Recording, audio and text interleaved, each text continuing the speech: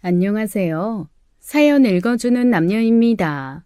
오늘도 와주셔서 감사드리며 그럼 오늘의 사연 바로 시작하겠습니다. 안녕하세요. 저는 세상에서 마음으로 키운 딸이 있는 40대 여성입니다. 결혼도 안 한 제가 딸이라고 부르며 함께 살고 있는 건 바로 조카예요. 중학교 때 잠깐 제가 맡아 키운 적이 있고 하나밖에 없는 언니가 남긴 자식이라 애틋한 조카죠. 언니는 아이가 10살 때 갑작스러운 교통사고로 명을 달리했습니다. 처음엔 형부가 키우다가 형부가 지방으로 발령이 나면서 저희 부모님께 맡기게 된 것이었어요. 장인어른 장모님, 죄송합니다. 서정이 잘 부탁드립니다. 미안해 말게. 자네한테는 자식이지만 나한테는 우리 하선이가 남긴 귀한 손주야. 집 맡기고 가는 것처럼 굴지 말게. 자네가 못 키우겠다고 하면 내가 평생 책임질 수도 있어. 정말 면목이 없습니다. 하선이 그렇게 된 것도 다 제 탓 같아서 너무 힘들어요. 그게 어떻게 자네 탓이야. 하늘의 뜻이지. 자네랑 서정이라도 살아남은 게 기적이네. 형부는 자신이 몰던 차 사고로 언니가 죽은 것으로 엄청나게 많은 죄책감을 갖고 있었어요. 형부의 실수는 아니었습니다. 졸음 운전으로 신호위반을 한 덤프트럭이 조수석 쪽을 들이받은 것이었거든요. 형부도 그 사고로 6개월을 병원 신세를 져야 했을 정도로 크게 다쳤고 사고 규모에 비해 조카가 크게 다치지 않은 게 기적이라면 기적이었어요. 그러니 언니의 죽음으로 힘든 게 어떻게 제 가족뿐이었겠어요. 조카도 함께 타고 가던 차에서 엄마만 살아남지 못했으니 충격이 말도 못하게 컸습니다. 다 큰 애가 야뇨증으로 밤마다 이불에 실수하고 말을 더듬는 등 사소한 문제가 생기기도 했거든요. 그때 저는 부모님과 함께 살고 있었습니다. 그래서 사실상 아이 학교 문제나 학원 문제는 제가 도맡아 했으니 제가 키운 거나 다름없었어요. 저는 조카를 평생 책임질 생각이었습니다. 다른 집보다 자매간의 의리가 각별했고 언니 생각하면 도저히 조카를 외면할 수 없었거든요. 그래서 부모님께도 미리 말씀을 드렸었어요. 엄마, 나 시집 안 가고 서정이 키울게. 하경아, 그래도 시집은 가야지. 서정이는 엄마랑 아빠가 책임질 테니까 너 괜한 생각하지 말고 시집 가. 어차피 남자도 없고 갈 생각도 없어. 언니 생각하면 어떻게 서정이 두고 시집을 가겠어. 난 못해. 서정이까지 받아주는 남자가 있으면 모를까. 나는 절대 시집 안 갈 거야. 그때까지만 해도 저희는 조카를 영영 책임질 거라고 생각했었어요. 형부가 언제까지 지방에 있을지도 모르고 젊은 형부가 평생 혼자 살 리도 없으니 남의 손에 맡기는 것보다야 그게 훨씬 낫다고 생각했고요. 다행히 조카는 저희 집에서 지내면서 차츰 안정을 찾았고 여느 또래와 다름없이 웃으며 지내게 되었습니다. 그러던 어느 날 조카를 보러 온 형부가 조심스레 이야기를 꺼내더라고요. 장인어른, 저 다음 달에 식 올리게 됐습니다. 그래. 그래. 산 사람은 살아야지. 잘 됐네. 잘 됐어. 죄송합니다. 면목이 없어요.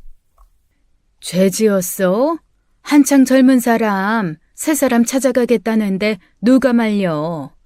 우린 자네가 죽은 하선이만 붙들고 사는 거 아닌가 내심 걱정했었어. 잘 살아. 하선이도 기뻐할 거야. 그날 형부는 저희 부모님 앞에서 눈물을 보였습니다. 언니가 죽은 지 3년이 지났으니 그렇게 이른 결정이라고 할 수는 없었어요. 하지만 서운한 마음은 어쩔 수가 없더라고요. 적어도 저는 형부가 좀 더 오랫동안 제 언니를 기렸으면 했거든요. 문제는 조카였습니다. 엄마는 조심스레 물으셨어요. 그럼 서정이는 어쩔 셈이야? 그게 솔직히 말씀드리면 그 사람이 아이를 원하지 않아요. 제가 설득을 해봤는데 아무래도 상처가 있는 아이를 키우는 게 부담스럽다고. 아, 그래. 그렇겠지. 남의 자식 함부로 키우는 거 아닌데. 저도 부모님도 조카를 맡아 키울 결심은 하고 있었지만 형부의 결정에 내심 서운했습니다. 그래도 언니가 낳은 자기 자식이잖아요.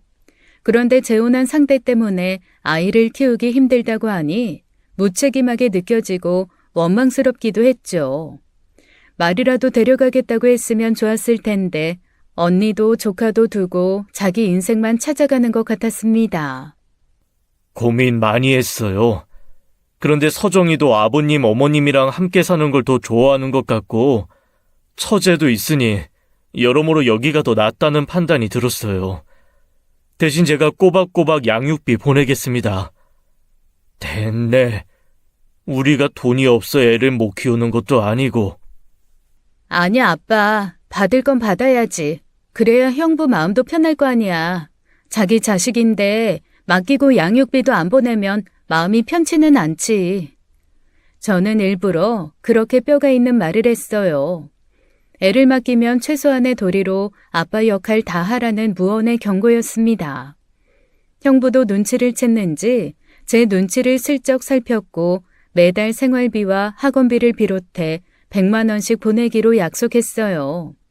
형부가 돌아간 뒤 저희는 한동안 말이 없었습니다. 그러다 엄마가 후련하다는 듯 그러시더라고요. 아유, 잘 됐어. 언제고 일어날 일이었는데 뭐. 깔끔하게 서정이 우리한테 맡기겠다고 했으니 난 오히려 속이 편해. 그래, 여기서 내내 잘 지내던 애 데려가서 남의 손에 키우게 하는 것보다는 낫지. 그 기분 안 느껴본 사람은 모를 거예요. 그게 당연한 것 같으면서도 형부가 새 인생 살겠다고 떠난 그 순간 제 언니의 존재가 비로소 완전히 사라진 기분이 들어 마음이 아팠습니다. 살면서 그런 기분은 또 처음이었어요. 그러니 형부 결혼으로 달라지는 것도 없었고 저희 집에 살면서 중학교 진학 준비를 하던 어느 날이었죠.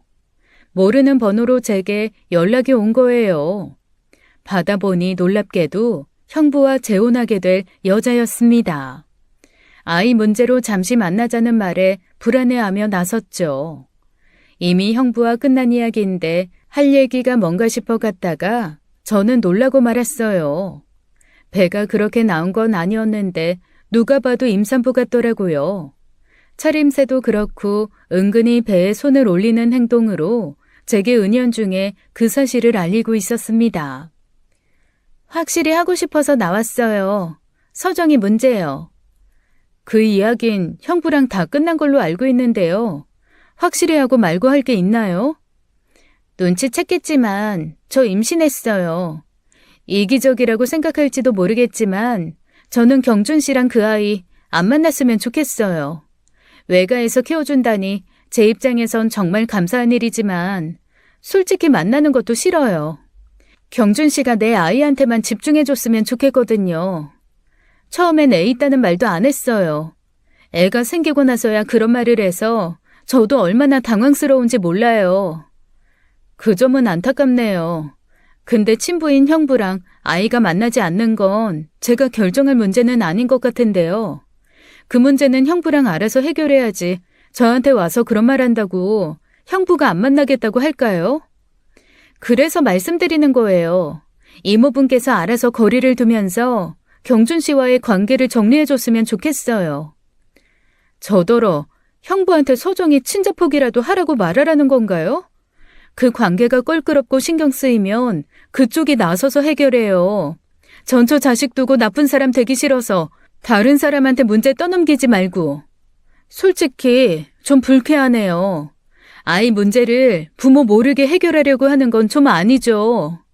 좀 불쾌한 정도가 아니라 몹시 기분이 나빴습니다. 자기 자식 귀한 줄 알면 남의 자식 귀한 줄도 알아야죠. 자기 자식 위해서 제 조카한테 아버지 없이 살라고 하는 말이잖아요. 저는 더는 상대할 필요 없다고 생각해 그 자리를 박차고 나와 바로 형부한테 연락했습니다. 형부랑 재혼한다던 그 여자 나한테 연락한 거 알아요? 그 사람이? 그 사람이 왜? 나한테 서정이 문제 해결해달라고 연락 왔어요.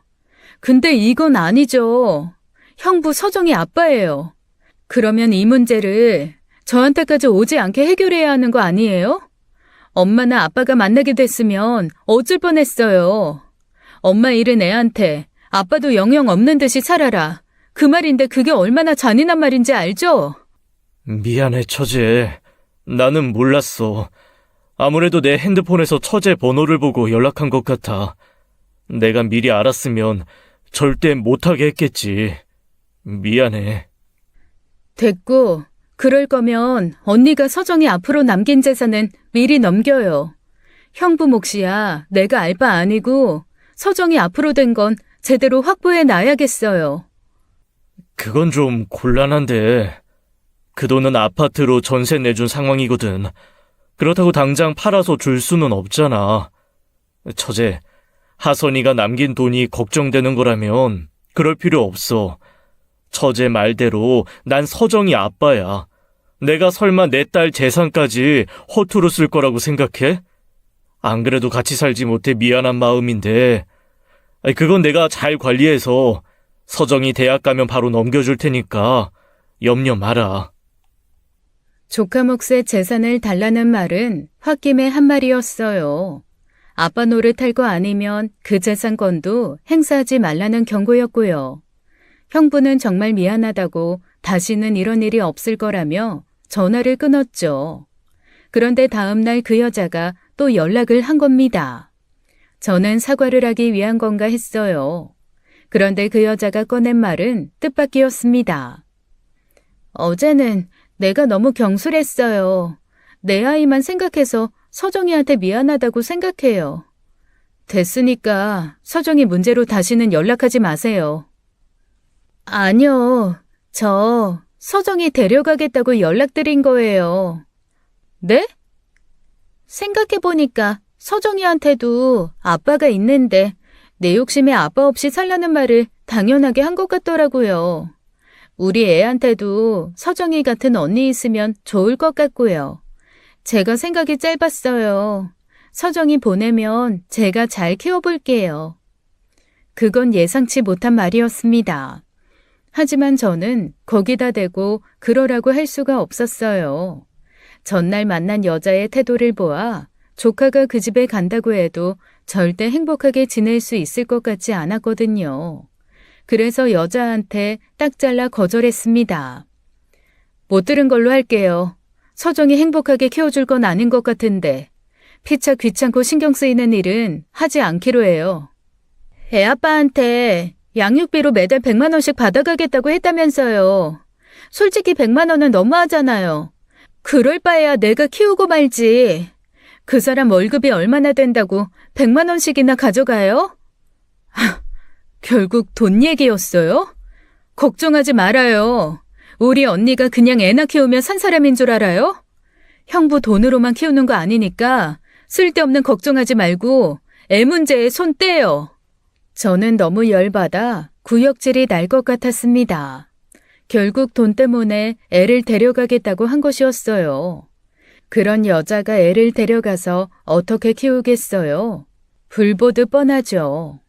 근데 더 문제는 형부가 애를 데려가겠다고 나오면서 속수무책으로 조카를 빼앗기게 생겼다는 겁니다.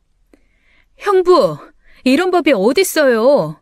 서정이는 우리 집에 맡기겠다면서요. 미안하게 됐어, 처제. 와이프가 양육비 문제를 걸고 넘어져서 그 돈 보내면 자기도 결혼 안 하고 양육비나 받아 살겠다는데 나로서는 도저히 방법이 없었어. 상식적으로 생각해봐요.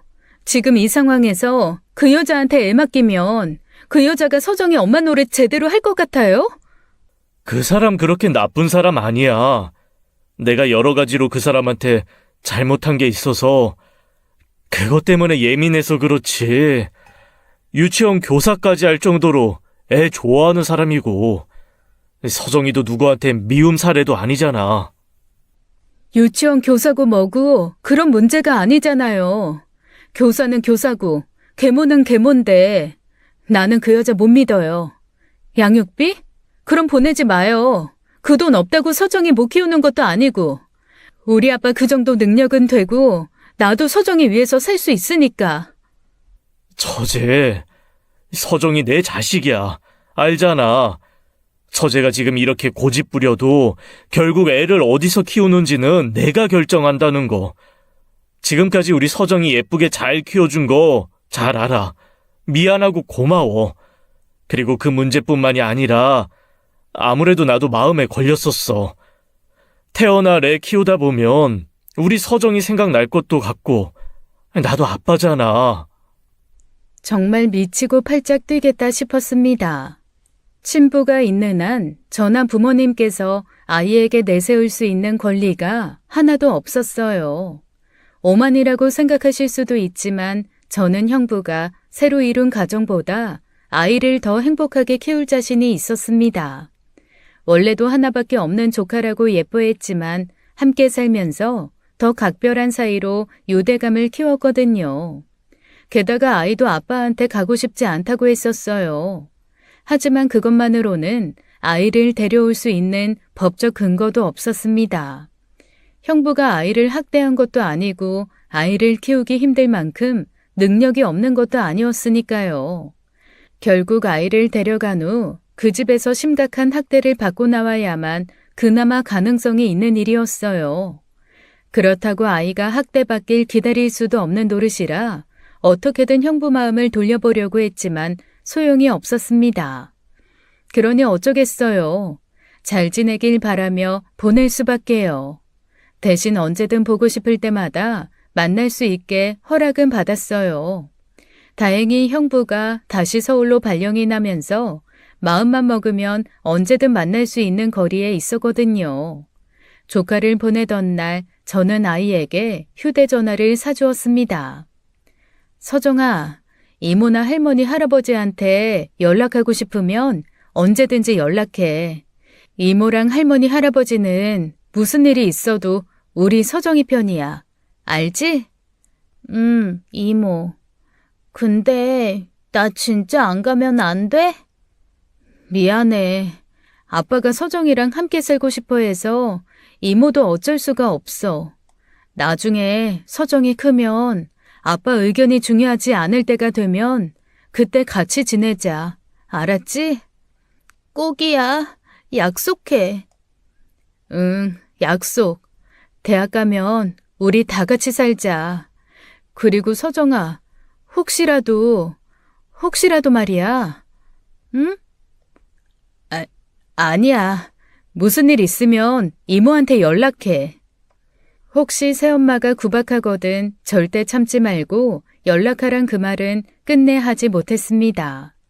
제 조바심에 새엄마가 될 사람에 관한 이야기를 안 좋게 하는 건 아이한테도 안 좋다고 생각했거든요. 제발 그런 일이 없길 바라는 수밖에요. 그 뒤 저는 못해도 2주에 한 번은 아이를 만나려고 했습니다. 다행히도 아이는 그 집에서 큰 문제 없이 잘 적응하는 것 같았어요. 일부러 이것저것 꼬치꼬치 캐물었는데 특별히 구박하는 것 같지도 않았죠. 다만 새엄마란 말이 안 나와 어떻게 불러야 할지 모르겠다는 고민은 하더라고요. 그거야 어쩔 수 없는 일이니 저도 이해는 했습니다. 어떻게 바로 엄마 소리가 나오겠어요. 내키지 않으면 천천히 해도 좋으니까 힘들면 그 문제는 아빠랑 상의해보라고도 했어요. 용돈은 제대로 받냐는 말에 조금 머뭇거리길래 저는 애한테 카드를 줬습니다. 혹시 필요한 게 있거든 새엄마 눈치 보지 말고 사고 친구들이랑도 재밌게 놀라고요. 좋다고 웃으며 가져가는 아이를 보면서 얼마나 마음이 짠했는지 몰라요. 애 보낸 조바심에 그 여자 카톡 프로필도 유심히 살폈습니다. 신혼생활이 즐거운지 프로필 사진도 자주 바뀌더라고요. 그런데 명품 가방에 명품 주얼리에 늘 백화점에 있는 카페를 배경으로 찍은 사진, 사치가 있어 보였습니다. 게다가 형부 벌이를 뻔히 알고 있던 저로서는 좀 의아하기도 했어요. 유치원 교사라고 했으니 대단한 벌이가 있었던 건 아닐 텐데 어디서 돈이 나서 저렇게 돈을 쓰고 다니나 했죠. 가방이 대체 몇 개야? 돈이 어디서 나서 저러지? 왜? 너 또 그 여자 사진 보고 있는 거야? 보지 말라니까. 괜히 신경 쓰여서 그러잖아. 형부도 애 어떻게 지내는지 제대로 말도 안 해주고. 서정이는 잘 지낸다고 하는데 그거야 애가 하는 말이니 100% 믿기도 어렵고. 그 여자 사진이라도 보면 단서라도 있을까 싶어서 그런 거지. 봐서 뭐해. 마음만 속상하지. 근데 형부도 참 웃겨. 언니 살아있을 땐 언니 돈으로 가방 사는 것도 별로 안 좋아했잖아. 근데 지금 벌써 가방 몇 개나 바뀌었게? 아니면 가짠가? 아유, 그만 좀 봐. 진짜면 어떻고 가짜면 어때? 남인데. 남의 집 사정은 남의 집 사정이니까 괜한 생각하지 말고 신경 꺼. 엄마 말이 맞아요. 그 집 사정이야 속속들이 들여다보지 않으면 모르는 거잖아요. 괜히 제가 그 여자가 싫으니 그런 것도 싫어 보이는 거다 싶어 애써 모른 척 했죠. 그러던 어느 날이었습니다. 조카가 카드를 쓰면 제게 연락이 오는데 학교에 있어야 할 시간에 연락이 온 거예요. 화장품을 파는 가게였는데 생각보다 나온 가격대에 다소 놀라기도 했습니다. 평소에는 식당에서 카드를 쓰는데 씀씀이가 생각보다는 좀 있더라고요. 친구들 앞세워 돈을 쓰나 보다 싶어 일단은 지켜보고 있었어요. 학교가 쉬는 날인가 빨리 끝났나 싶어 그날도 그냥 넘어갔고요. 그런데 그 일이 세 번째 일어나자 뭔가 이상하다 싶어 조카에게 연락을 한 거예요. 서정아, 너 어디야? 나? 학교지, 이모. 학교라고? 너 방금 화장품 사지 않았어? 지난주에도 많이 산 것 같던데 오늘 또 썼던데? 그게 이모, 실은 카드를 잃어버렸어. 뭐? 박서정, 그러면 진작 말을 했어야지. 분실 카드는 다른 사람이 주우면 자기 것처럼 쓸 수 있는 거란 말이야. 아휴, 됐다. 내가 너한테 말을 안 해준 내 탓이지. 일단 끊어봐. 이모 경찰에 신고해야 돼. 뭐? 경찰? 이모, 잠깐만. 왜? 그게 아니라, 실은 잃어버린 게 아니라. 잃어버린 게 아니라고? 그럼 누가 쓰는 건데? 잠깐만. 설마. 아줌마한테 뺏겼어. 정말 기가 막히고 코가 막힐 일이었죠. 그 여자는 조카가 외가에 갔다 올 때마다 소지품 검사를 했답니다. 뭘 가져왔나 보고 갖은 이유를 대며 자기가 가져갔대요. 제가 쓰다 조카가 예쁘다고 해서 비싼 귀걸이를 준 적 있는데 학생이 그렇게 비싼 거 가지고 다니면 안 된다고 가져갔다는 거예요. 그도 모자라 이번엔 씀씀이 헤퍼진다며 제가 준 카드까지 가져갔던 거죠. 세상에 얼마나 뻔뻔한 여자면 그렇게 빼앗아가 놓고 아무렇지 않게 쓴답니까? 그러니 교육이니 뭐니 그런 명분은 다 거짓말이죠. 저는 바로 형부한테 연락해 이 사실을 알렸습니다. 형부 와이프가 내가 서정이한테 준 카드 빼앗아서 쓰는 거 알고 있었어요? 뭐? 아이, 그랬어? 설마 모르고 썼겠지.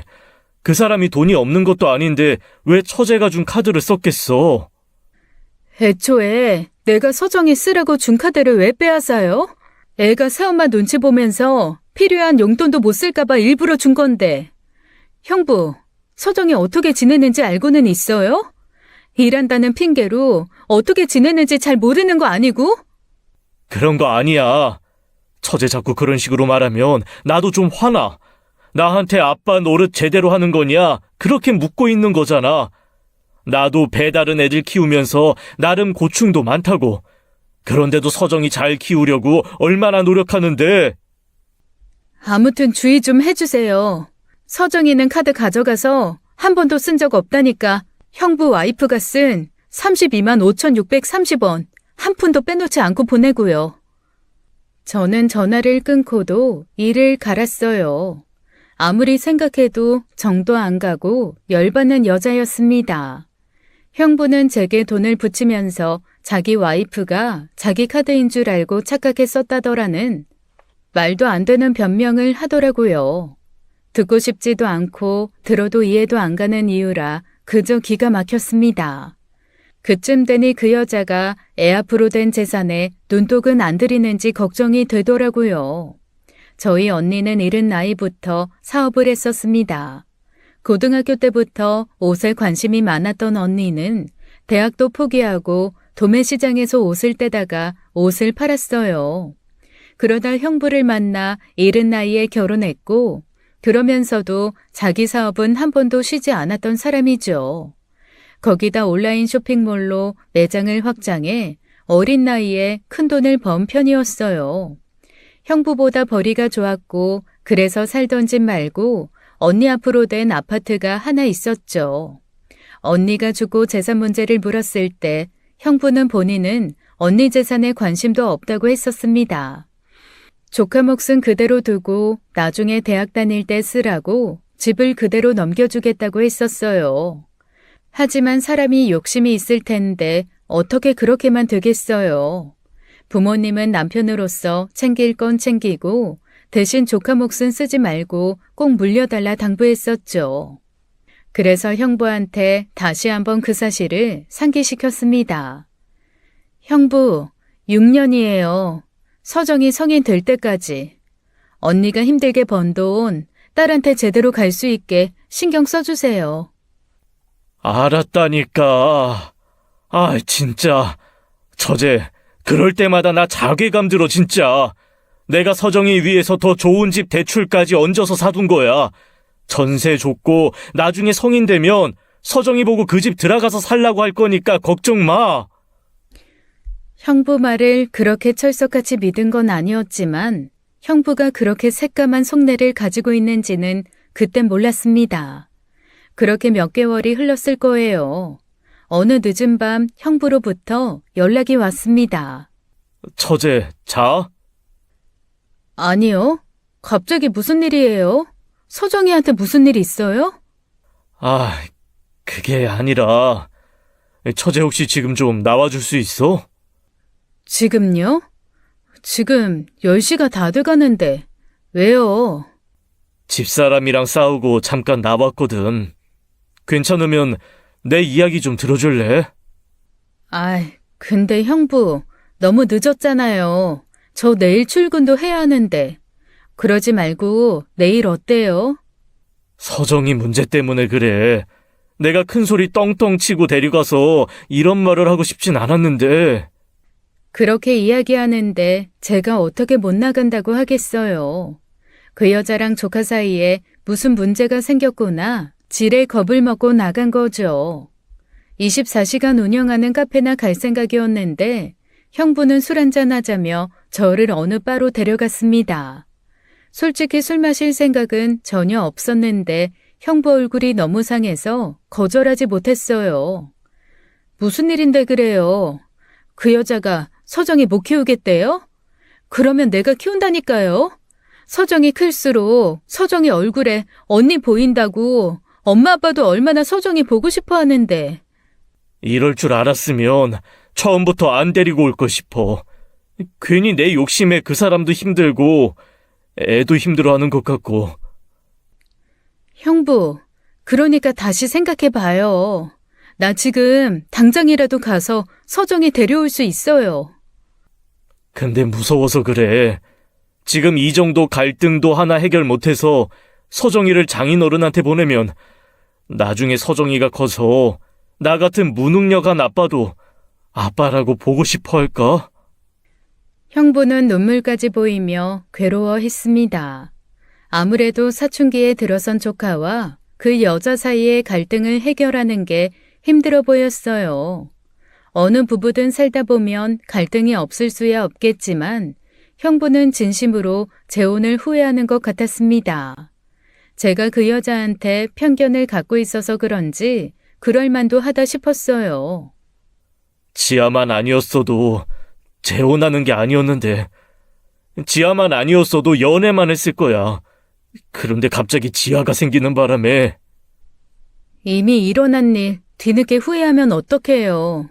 어쨌든 지금 형부는 두 아이 아빠인데 책임감 있게 행동해야죠.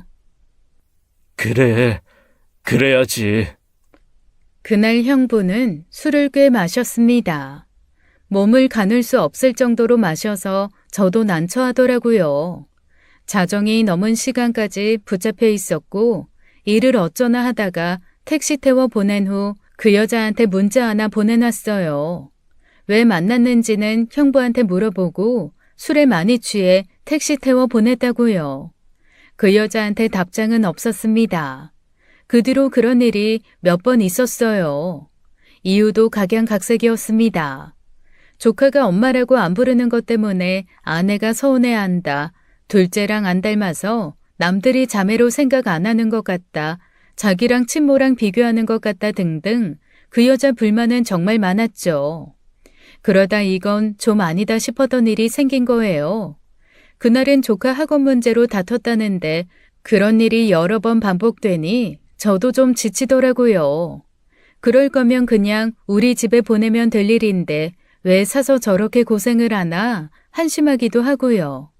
그런데 어느 정도 술이 좀 간 형부가 은근슬쩍 제 허벅지에 손을 대는 게 아니겠어요. 은근한 손길에 깜짝 놀라 허벅지를 치웠는데 너무 당황스러웠습니다.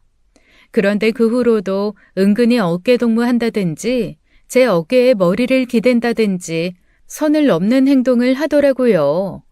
이건 아니다 싶어 형부한테 단호하게 말했습니다. 그런데 형부가 저를 지그시 바라보며 그러는 거예요. 형부, 왜 이래요? 취했어요? 처제, 차라리 우리 그냥 같이 살까? 뭐라고요? 형부, 지금 무슨 말 하는 거예요? 처제가 우리 지아까지 책임지겠다고 하면, 나 그 사람이랑 헤어지고 서정이 데리고 나올게. 형부, 지금 취했어요. 취해서 지금 제정신 아니라고요. 내가 왜 형부랑 살아요? 서정이만 보내라고요. 내 언니 딸. 왜 이래? 밤마다 이렇게 나와서 이야기 들어주는 거, 결국 처제도 나한테 마음이 있어 그런 거 아니야? 나도 알아. 형부 처제 관계. 남들 앞에서 떳떳하고 당당하지 못한 거. 그럼 아무도 모르는 곳으로 가면 되잖아. 나 자꾸 처제 볼 때마다 하선이 생각이 나. 그러면서 슬쩍 제 손을 움켜쥐는데 그 순간 온몸에 소름이 끼치더군요. 저는 그 자리를 박차고 나와버렸습니다. 형부는 기억을 못하는 건지 다음날 따로 연락도 없더라고요. 아니면 기억이 나서 쪽팔려서 못하는 것일 수도 있죠. 대체 무슨 생각으로 그런 말을 한지 모르겠지만 앞으로 형부랑 따로 만나긴 글렀다 싶었습니다. 그렇게 며칠을 보낸 후 갑작스럽게 그 여자 연락을 받게 된 거예요. 형부와 그런 일이 있다 보니 제가 잘못한 것도 아닌데 이상하게 마음이 꺼림칙하더라고요.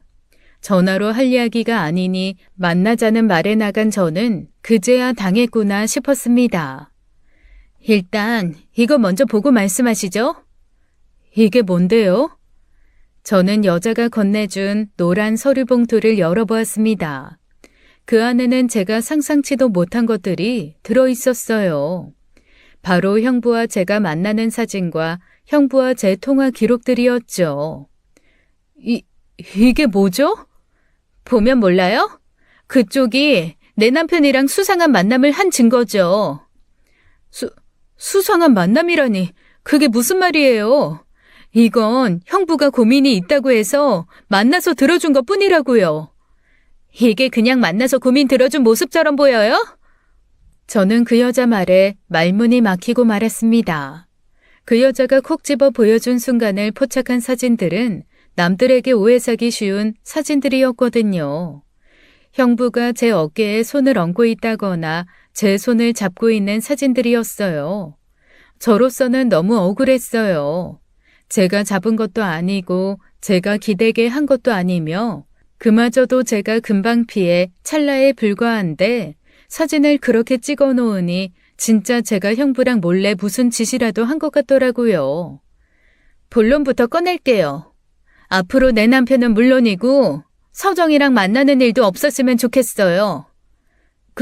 그게 무슨 말이에요? 사진은 진짜 오해고 그쪽이 생각하는 이상한 일 절대 없었어요. 그리고 형부는 그렇다 치고 서정이는 왜요? 서정이 내 조카예요. 당신이 뭔데 만나라 말아예요? 당신 조카기도 하지만 지금은 대외적으로 내 딸이죠. 그쪽이 자꾸 조카 핑계대며 내 남편 만나는 것도 싫어요. 형부는 안 만나요. 됐죠? 나도 내키진 않지만 앞으로 서정이 문제 있으면 그쪽이랑 연락하면 되고요. 아니요. 서정이 문제는 어디까지나 부모인 우리가 알아서 할 일이에요. 이모인 그쪽이 나설 문제가 아니라고요. 나 지금 부탁하러 온 거 아니고 경고하러 온 거예요. 이 사진 그쪽 회사에 알려지는 거 원하는 거 아니죠? 지금 나 협박해요? 그럴 작정은 아니었는데 그렇게 이해하면 저도 좋고요. 정말 치가 떨리게 분노가 일더라고요. 하지만 그때 전 너무 당황해서 아무것도 아닌 사진 몇 장에 어떤 반격도 할 수가 없었습니다. 대체 이렇게까지 하는 이유가 뭐예요? 솔직히 알잖아요. 내가 형부랑 오해할 만한 사이가 아니라는 거. 뭘 알아요? 혹시 모르죠? 둘이 애를 앞세워 어떤 관계로 지내고 있는지는. 우리가 진짜 가족이 되려면 관계를 확실히 정리하는 게 좋을 것 같아서 그래요. 서정이 우리 집에 온 지 좀 됐는데도 여전히 겉돌아요. 그게 어디 나 때문이겠어요? 자꾸 외가가 나서서 겉돌게 하니까 그렇지. 진짜 서정이를 위한 일이 뭔지 잘 생각해봐요. 애가 온전한 가정에서 살 수 있게 해주는 게 진짜 서정이 생각하는 이모 마음 아닐까요? 그 여자 말이 틀린 건 아니었습니다. 그러니 제가 아무 말도 못했겠죠. 결국 그렇게 집으로 돌아왔는데 아무리 생각해도 이상하더라고요. 형부와 함께 찍힌 사진들은 형부나 그 여자가 작정하고 짠 것 같았거든요. 조카를 만나게 하지 못할 생각이었다면 조카의 안정된 생활을 위해서라면 굳이 그렇게까지 할 필요가 있었을까요? 저는 아무리 생각해도 형부가 그렇게 치졸한 방법까지 써야 할 이유를 알 수가 없었습니다. 그래서 저는 고민 끝에 조카에게 연락했어요. 서정아, 혹시 집에 무슨 일 있어? 아니, 아무 일도 없는데. 그래? 그럼 다행이고. 아줌마랑은 잘 지내? 잘 지내고 말고가 어딨어. 새엄마의 의붓딸이 그렇지 뭐. 서정아, 지금이라도 그 집에서 사는 게 힘들면 이모가 어떻게든. 이모는 결혼 안 해? 어? 이모 지금 나이 적은 거 아니잖아. 근데 왜 결혼 안 해? 설마 그거 나 때문이야? 어? 무슨 말도 안 되는 소리야. 이모 남자친구도 없어. 그러니까 왜 남자친구도 안 사겨? 나 어렸을 때 외할아버지 집에서 살 때 말이야. 그때 이모가 했던 말 나 기억해. 결혼 안 하고 이모가 나 끝까지 책임질 거라는 말. 그걸 기억해? 이모가 왜 나를 책임져? 그때는 외할아버지 집에서 살고 싶어서 나도 그러고 싶었는데 나도 이제 크니까 알겠더라. 그게 얼마나 민폐인지. 나 엄마 딸이지 이모 딸 아니잖아. 서정아, 이모는 나 아빠랑 살 거야. 아줌마가 싫어도 뭐 어쩌겠어. 아빠가 거기 있는데 딸이 아빠랑 살아야지. 언제 그렇게 의젓하게 커버렸는지 모르겠더라고요. 마냥 애 같더니 중학생이 되면서 몸도 마음도 몰라보게 자란 것이죠. 저는 조카의 생각을 존중해 주기로 한 겁니다. 조카는 똑똑한 아이였어요. 어쩌면 그 여자 말대로 제 조카의 안정적인 삶에 방해가 되고 있는 걸지도 모른다는 생각도 들었죠. 무슨 일이 있으면 언제든 연락해달라 그 말을 마지막으로 저는 당분간은 조카와 거리를 두기로 결정했어요. 다만 그 말은 꼭 해주고 싶었어요. 서정아, 엄마가 네 앞으로 남긴 돈 있는 거 알지? 이모가 알기론 5억가량 되는 걸로 알고 있어. 그건 아빠도 건들 수 없는 네 돈이야. 지금은 아파트에 묶여있는 돈이라고 하지만 너 성인 되면 아빠가 너 주기로 약속했으니까 잊지 말고 받아야 해. 알았지? 아이에게 할 말은 아니지만 혹시 만나지 못하게 될지도 모르니 한 말이죠. 어쩌면 그때 이별을 예견했는지도 몰라요. 부모님께도 조카 문제에 대해 이야기를 해두었습니다. 엄마는 눈물까지 보이며 서운해했지만 아이의 미래를 위해서라고 하니 어쩔 수 없다 단념하셨어요. 그렇게 하면서도 뭐가 아이를 위한 건지 알기는 힘들었지만요. 그 뒤로 따로 조카를 만난 적은 없습니다. 다만 성인이 되면 형부나 그 여자 눈치 보지 않고 만나겠다고 벼르고 있었어요. 그 사이 저는 생각지도 못하게 인생의 반려자를 만나 뒤늦은 결혼을 하게 되었죠. 그 사람에게도 조카 이야기를 미리 해두었어요. 언니가 먼저 죽고 형부에게 보낸 조카를 언제고 데려와 함께 살 수도 있다는 건 양해해달라고요. 고맙게도 남편은 어린애도 아니고 다 큰 애랑 같이 지내는 게 뭐가 어려운 일이겠냐고 이해해 주었죠. 그렇게 저는 조카가 성인이 되기만을 손꼽아 기다렸습니다. 드디어 성인이 되어 대학 입학을 앞둔 어느 날이었어요. 조카에게 연락이 온 거예요. 이모, 나 부탁이 있는데. 오, 서정아, 무슨 일인데? 말해. 아빠한테 말하지 말고 나 대학 등록금 좀 내주면 안 될까? 내가 나중에 꼭 갚을게. 어? 대학 등록금? 너 아직도 등록금 안 낸 거야? 아니 왜? 아빠는 뭐하고? 실은 아빠 사정이 좀 어려워서 이번에 대학 등록금이 좀 어렵대. 무슨 말도 안 되는 소리야. 신경질이 확 나더라고요.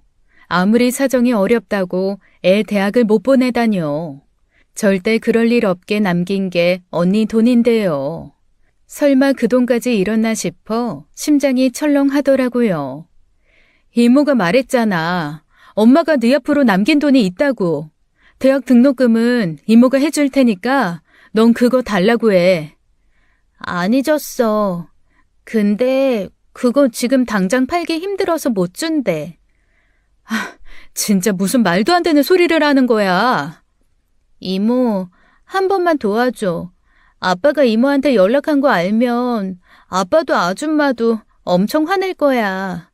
무슨 문제가 있어도 이모나 할머니, 할아버지한테 연락하지 말라고 했었단 말이야. 조카는 울먹이며 이야기를 했습니다.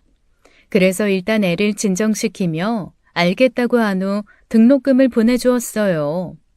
한번 만나자고 했는데 학기 초라 바빠서 시간이 안 난다고 해서 제가 학교로 찾아갔죠. 이왕 이렇게 된 거 앞으로 저랑 같이 살자고 하려고 간 것이었어요. 그런데 조카를 찾아간 학교에서는 뜻밖의 말을 들은 겁니다. 박서정이요? 우리 과에 그런 애는 없는데. 네? 분명히 여기 영어 영문학과라고 했는데 다시 한 번만 알아봐 주실래요? 알아는 보겠는데요. 정말로 없는 게 확실해요. 제가 과대라 이번 신입생 다 알거든요. 알아보니 그 학교 그 과에는 조카가 입학한 사실이 없다는 거예요.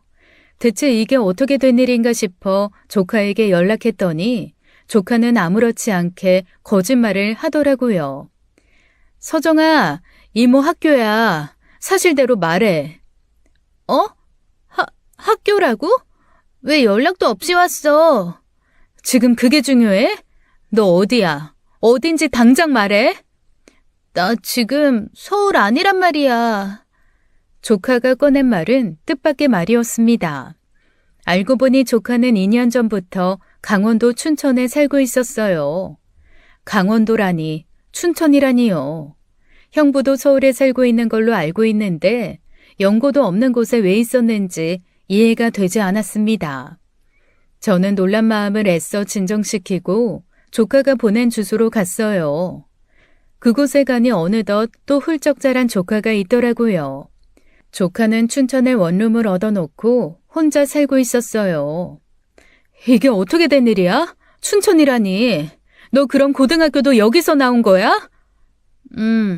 아줌마 친정이야. 뭐? 서정아, 이모가 이해가 되게 좀 이야기해봐. 너가 왜 그 여자 친정에서 살아? 너한테 외가가 없어 뭐가 없어? 왜 멀쩡한 외가 두고 의붓동생 외가에서 지내? 아줌마가 그러라고 해서 나도 오고 싶어서 온 거 아니야. 원래도 사이가 좋았던 건 아니지만 갈등이 깊어진 건 고등학교 2학년 때였다고 해요. 조카에게 들어가는 학원비가 늘자 그 일로 싸움도 잦아졌대요.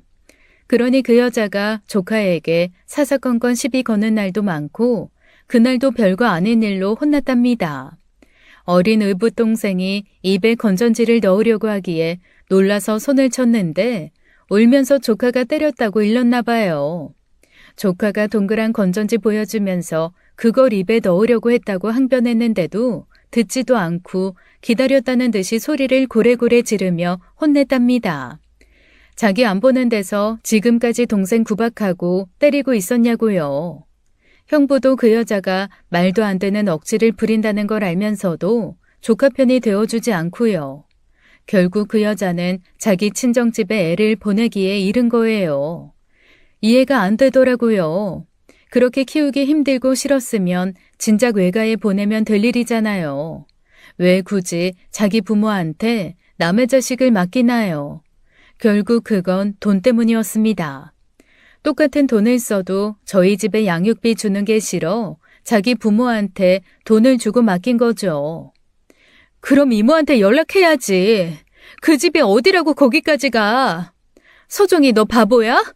이모는 너 되게 똑똑하다고 생각했는데 상황 파악이 그렇게 안 돼? 이모 결혼했다면서. 그럼 내가 어디로 가? 뭐? 그게 무슨 상관이야. 내가 결혼하면 너 책임 못 진다고 누가 그래?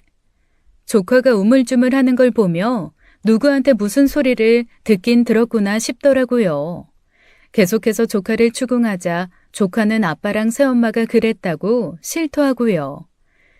이모 늦은 나이에 겨우 결혼해서 시집 간 건데 내가 연락하면 그것만큼 민폐도 없다고. 어렸을 때 그나마 키워준 은혜 생각하면 그래서 되겠냐고. 누가 그래? 아빠가? 그 여자가 진짜 그랬단 말이야? 진짜 정신이 나갔나? 저는 바로 형부에게 연락했습니다. 그날 이후로 연락한 게 처음이었어요. 형부는 생각지도 못했는지 당황해 전화를 받더라고요. 처제, 어쩐 일이야? 형부, 서정이가 왜 춘천에 있어요? 서정이 그게 기어이 처제한테 연락했나 보네. 어쩔 수 없는 사정이 있었어. 어쩔 수 없는 사정이 있었으면 나한테 보냈어야죠. 왜 얼굴도 모르는 생판 남한테 애를 맡겨요? 진짜 제정신이에요? 형부가 언니 생각했으면 감히 그럴 수 있었냐고요. 왜 그 사람 이야기를 꺼내고 그래? 그렇다고 내가 뭐 부족하게 키운 줄 알아?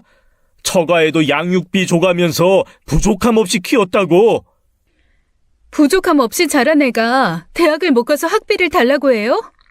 대학도 못 들어가는데 무슨 학비? 학원도 안 보내고 애를 놨으니 대학에 못 갔죠. 진짜 형부 그러는 거 아니에요. 지금 처자식만 가족이에요? 서정이도 형부 자식이에요. 잘 키우겠다고, 아빠 노릇하고 싶다고, 나중에 부끄럼 없는 아빠 되겠다고 데려가 놓고 어떻게 애를 저렇게 키워요? 나는 최선을 다했어. 재혼 가정에서 애 키우는 게 뭐 그렇게 쉬운 일인 줄 알아? 됐고요. 서정이 앞으로 된 그 아파트 이제 줘요. 지금 당장 필요도 없는데 그 아파트는 왜? 지금 애 원룸 월세 살아요. 연고도 없는 춘천에서. 애를 그럼 내내 여기다 두겠다는 거예요? 당장 내놔요. 언니가 애한테 남긴 거 다 내놓으라고요. 누가 떼먹는데? 그리고 처제가 왜 나서서 난리야? 이미 서정이랑 끝난 이야기야. 지금 내가 급한 사정에 쓰고 나중에 주기로 했다고. 나중에 언제요? 그 여자 카톡 사진 보니까 여행도 다니고 살 거 다 사면서 호의호식 하더니. 그래도 그 안에 서정이도 같이 있는 줄 알았지. 서정이만 쏙 빼고 그렇게 살 줄 누가 알았냐고. 형부, 양심이 털났어요? 아니면 그 여자랑 같이 살다 돌아버린 거예요? 처제, 말 조심해. 아무리 하선이 동생이라도 참는데 한계가 있다고. 한계요? 누가 한계까지 참았는지 어디 한번 두고 보죠. 저는 그 길로 조카 짐을 싸서 서울에 있는 집으로 데려왔습니다. 아무래도 한번 본 적도 없는 이모부와 한 집에 사는 건 불편하다고 해서 부모님 집으로 데려갔어요. 생각지도 못하게 꿈에서나 그리던 조카를 안고 엄마는 펑펑 눈물을 쏟았습니다. 그도 그럴 것이 다 큰 얼굴 보니까 신기하게 죽은 언니 얼굴이 더 많이 보이더라고요. 조카가 그간 힘들게 산 것을 듣고 엄마는 조카도 많이 혼냈어요. 왜 그렇게 미련스럽게 살았냐고, 그런 건 왜 엄마를 안 닮았냐고 하시면서요. 저는 다음날 바로 변호사를 찾아가 그 문제를 상의했습니다. 조카와도 충분히 상의 후 형부를 상대로 반환 청구 소송을 냈어요. 그러자 바로 제게 연락이 오더라고요. 처제, 진짜 1억이야? 가만히 있는 순진 아내 꼬드겨서 재산 가져가서 뭐하게? 가만히 있는 순진 안에 꼬드겨서 재산 갈취한 건 형부겠죠. 착각하지 말아요.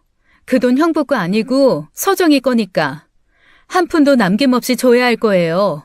그 돈 그 여자나 형부 둘째한테 한 푼이라도 썼으면 내가 지옥 끝까지 찾아가서 전부 받아내서 서정이 줄 거니까 그렇게 아세요. 처제 이렇게 나오면 곤란한데? 그렇게 떳떳할 일은 아니잖아. 그게 무슨 말이에요? 그때 우리 사진 말이야. 형부가 그 사진 이야기를 꺼내는 순간 심증으로만 의심하고 있던 저는 확신했습니다. 역시 그 일은 형부와 그 여자가 작정하고 짠 일이라는 것을요. 하지만 당황해 속수무책으로 당했던 그때의 저와는 달랐어요. 저는 코웃음을 치며 형부에게 그랬습니다. 뭐 어쩌라고요? 그 말같자는 사진 풀어지면 뭐 나만 안 좋을 것 같아요? 어디 그 여자 귀한 둘째 딸 어린이집에도 소문 내보자고요. 죽은 아내 동생이랑 바람난 애비 있단 소리 듣고 싶으면 얼마든지 해보세요. 내가 뭐 무서울 게 있을까 봐요? 왜 이렇게 일을 복잡하게 만들어? 내가 안 주겠다고 하는 것도 아닌데. 처제, 서정이가 그렇게 안쓰러우면 처제가 서정이를 좀 데리고 있어. 내가 서정이 결혼할 때쯤 되면. 당장 안 돌려주면 그 여자가 썼다고 생각하고 횡령으로 형사 고소까지 할 거니까 그렇게 알아요. 나 지금 눈에 뵈는 거 없거든요. 애 이 지경이 될 때까지 모르고 있었던 것만으로도 충분히 속상하니까 적당히 넘어갈 생각하지 마세요. 형부는 그제야 발등에 불 떨어진 사람처럼 굴었습니다. 조카에게 연락해 고소 취하하라는 둥, 키운 은혜를 이딴 식으로 갚냐는 둥, 부끄럽지 않은 아버지가 되겠다고 하던 말은 온데간데 없는 행동이었죠. 결론적으로 언니가 남긴 그 돈은 끝끝내 보내지 않았습니다. 돈이 없다는 이유였어요. 알고 보니 형부는 진작 그 아파트를 팔아 주식에 투자한 후 말아먹은 상황이었죠. 정 안 되겠다 싶으니 배째라는 식으로 나오더라고요. 조카도 아빠와 그 여자 성화에 마음이 약해졌는지 그냥 포기하고 싶다고 하더라고요. 하지만 저는 도저히 납득할 수 없었습니다. 마음 단단히 먹어 서정아. 너 엄마가 얼마나 열심히 산 줄 모르지? 네 엄마 꿈이 뭐였는지 알아? 서정이 너가 마음껏 꿈꾸게 하는 부모가 되고 싶은 게 네 엄마 꿈이었어. 외할아버지 집이 엄마 어렸을 때 너무 힘들어서 엄마 하고 싶었던 발레 못하고 컸는데 그게 그렇게 한이 됐다고. 서정이 너는 하고 싶은 공부는 꼭 시킬 수 있는 엄마 될 거라고. 너 가지고도 하루도 안 쉬고 일했던 게 엄마야. 근데 그걸 다 포기하자고? 돈이 없긴 왜 없어. 지금 살고 있는 집은 그 여자가 가진 온갖 사치품들은 재산 잃고 빈털터리로 시작해야 할 사람은 너가 아니라 그 사람들이야. 그러니까 포기하지 마. 이모는 너가 포기하지 않겠다면 절대 포기 안 해.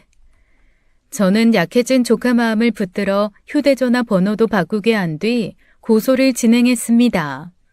형부는 갖은 변명과 사정만 앞세워 호소하더라고요. 친부라는 사람이 양육비를 거론하며 그 돈이 양육비로 쓰였다는 말도 안 되는 이야기를 하고요. 하지만 그 양육비라는 게 어떻게 쓰인 건지 입증은 하나도 못하는 겁니다. 학원도 제대로 안 보내고 18부터는 의붓엄마 친정에 보내놨죠. 저는 포기하지 않는 형부에게 아동학대로 추가 고소를 했습니다. 어쨌거나 양육비도 보내고 보호자도 있었던 셈이라 승소할 가능성이 낮긴 했어요. 하지만 저는 뭐라도 해보고 싶었습니다. 할 수 있는 건 전부 걸어서 힘들게 산 조카 기분을 단 한순간이라도 느껴봤으면 싶었어요. 그렇게 해야만 하늘에 있는 언니가 덜 슬플 것 같았거든요. 결국 법은 조카의 손을 들어주었습니다. 형부가 조카에게 그러더군요. 이렇게까지 할 필요 없잖아. 나 네 아빠야, 서정아. 조카는 형부 눈치를 보다가 딱 한마디만 했습니다. 아빠, 나도 아빠 딸이었어. 그 한마디에 얼마나 많은 마음이 담겨 있었는지 형부가 알지는 모르겠습니다. 돈 욕심에 전처자식을 데려가 방임해 놓고 자기들끼리만 행복한 삶을 살았으면서 어떻게 그런 말을 하나요? 법원에서는 강제 집행이 들어갔고 형부 앞으로 된 재산은 압류되었습니다. 그러자 그 여자는 형부를 상대로 이혼 소송을 했고 형부도 그 여자를 상대로 소송했어요. 이혼 소송이 아니라 언니 재산 횡령으로도 했다더라고요. 그 둘 사이에 개싸움이 시작된 것이었죠. 형부가 재산을 처분해 주긴 했지만 언니가 남긴 돈을 전부 받은 것은 아니었습니다. 전처 상대로 소송에 나머지를 채울 생각인 것 같은데 어떻게 될지는 모르겠어요. 누군가는 그러더라고요. 그래서 결국 아버지를 잃게 된 건데 이모가 나서서 그렇게까지 했어야 하냐고요. 그 말을 한 사람에게 제가 그랬습니다. 개차반 같은 아버지 잃고 든든한 부모 같은 이모와 외가 식구들을 되찾지 않았느냐고요. 부모란 이름은 다양하게 쓰일 수 있다고 생각합니다. 굳이 친부나 친모가 아니어도 되잖아요. 조카가 얼마 전부터 재수학원을 다니기 시작했어요. 그래도 엄마도 못 해본 대학 생활은 해봤으면 좋겠다는 외할아버지 말에 순순히 그러겠다고 하더라고요. 성인이 되자마자 너무 많은 상처를 받은 제 조카가 앞으로 커다란 날개를 펴고 훨훨 날아오를 수 있도록 응원해 주시겠어요? 지금까지 사연 읽어주는 남녀였습니다. 끝까지 시청해 주신 여러분 감사드리며 저희는 다음 사연으로 돌아올게요. 감사합니다.